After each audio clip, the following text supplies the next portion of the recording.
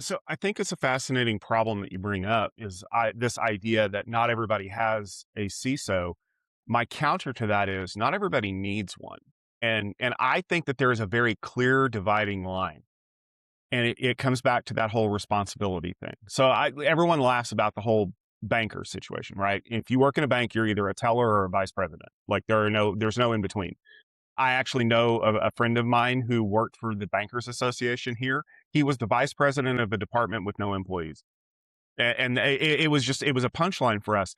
But vice president, there's a reason why people in banks are vice presidents is because if you are a vice president, that means that you have some kind of an authority to either do things for the bank or to speak for the bank. And anybody below that level doesn't have it. And that I think is why the CISO is an important position. Because yeah, maybe at first, like Kate mentioned, it was, people who'd been kind of catapulted up into that, well, you're the smartest person in the room and we need somebody who can come to the meetings and tell us what's going on. And they quickly realized we don't want that. What we want is somebody who speaks our language, who can also talk to those people and relay things. But more importantly, we need somebody who can take responsibility when there is a miscommunication between what we want and what they can accomplish. And I think that is where the CISO role has evolved. It has become less about managing an information security team, and it has become more about interfacing information security with the rest of the organization through a connector, through a plugin, basically, who can say, look, I understand that what they're saying is that we need to invest in these new firewall types and we need to invest in these online security systems.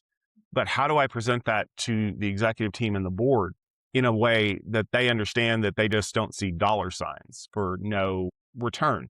And I think that one of the ways that a CISO does that is through the idea of quantifying risk. Whereas, as tech people, we're always like, this is bad. This can be really bad. Well, how much is bad? On a scale of, mildly annoying to catastrophic for the business, I need you to give it a number. And most tech people are bad at that. Yes, you listening to this podcast right now, you are bad at that because you will either underestimate the risk or you will overestimate the risk. And that is not something that people love at the executive level. They want a number that fits in a very clear, range that they are comfortable with. And I think that that's where the CISO role has evolved, is to provide that kind of specificity. And let's not forget that in some organizations, the CISO is actually reporting to the CFO. Yeah. And that was a big switch, right? To go from CISO to CIO to CISO to CFO. And it really went to show you that businesses started to think about cybersecurity. And it's, as you said, I think the answer to that problem was that they started to look at risk.